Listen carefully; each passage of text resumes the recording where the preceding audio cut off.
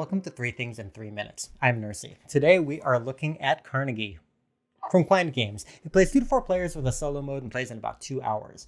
What it's about: Carnegie is a moderately heavy Euro game in which players take on the role of 19th century wealthy steel industry magnate Andrew Carnegie. So each round, players will choose one of 4 timeline tracks, moving its marker to trigger events, either returning workers from missions on the US map for income rewards, or allowing players to give philanthropic donations for endgame points.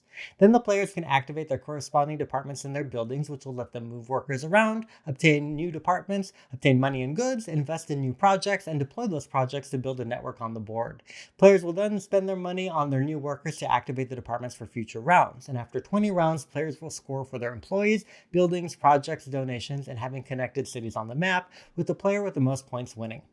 So what I like, while Carnegie gives you multiple paths to specialize, it also pushes you to dabble a little bit in everything because you want to have something to do no matter what department type gets chosen and not be frozen out of a turn.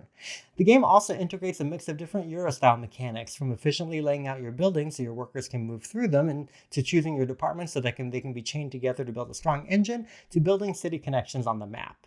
And while the game varies the setup a reasonable amount, it's largely with the 4 timelines that are selected from 8 double-sided tiles, but also with the double-sided player project boards and the random removal of available departments each game. And the game also lets you plan reasonably well ahead, since the only real direct conflict is competing to buy departments and donations, and potentially blocking each other's ability to build networks on the map.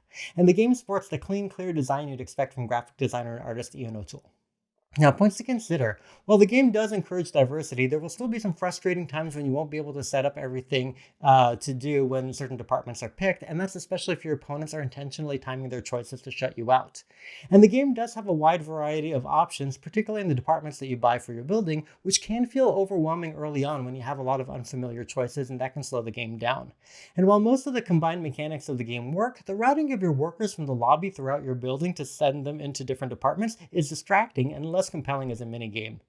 And you may also have specific feelings about games that glorify wealthy industrial businesses. And even Carnegie's philanthropic donations, which are part of the brand, are weirdly abstracted without much focus in this game, because your donations just give you endgame scoring without any real thematic impact. So in summary, it's an industrial tycoon game with multiple mechanics and paths, though sometimes the options can feel overwhelming. It moves fairly quickly to let you build your own engine, though at times your turns can get wasted, and that feels frustrating.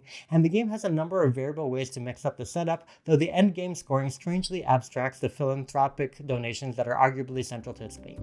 Thanks so much for watching. Please make sure you like and share this video and subscribe to the channel. Thanks.